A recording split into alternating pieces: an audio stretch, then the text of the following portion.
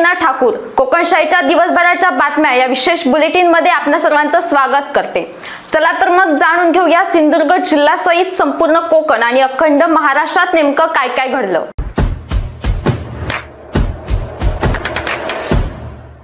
नायब नेत्र रुग्णालय सावंतवाडी येथे नेत्र शस्त्रक्रिया विभाग सुरू करण्यात आलाय। डॉक्टर संकेत कुलकर्णी यांनी सोमवारी या शस्त्रक्रिया केल्यात। अत्यंत आधुनिक तंत्रज्ञानाचा उपयोग करून या शस्त्रक्रिया करण्यात आल्यात। यावेळी उपस्थित सर्व नेत्र रुग्णांनी त्यांचे व नेत्र रुग्णालय प्रशासनाचे आभार मानलेत।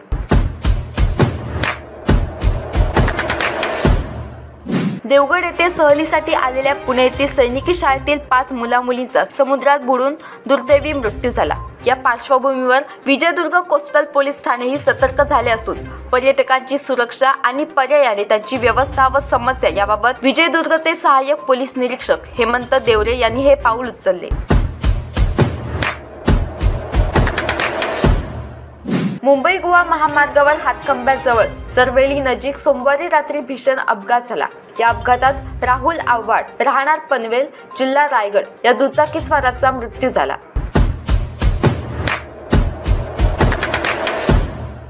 दोडामार्ग वीजघर परिसरात 10 दिवसांपूर्वी आगमन झालेल्या टस्करांनी अक्षरशः उच्छाद मांडलाय। आज सकाळी 6 वाजण्याच्या सुमारास हा टस्कर अन्नाच्या शोधात थेट घरालगत आला।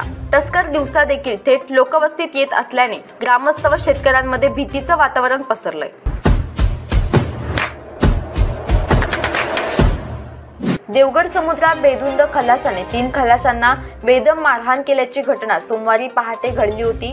दरम्यान मारहाण केलेल्या बोटीवरील तांडेल रणजित बबन डोरलेकर याचा रात्री उशिरा गोवा बांबुळी येथे उपचारादरम्यान मृत्यू झाला।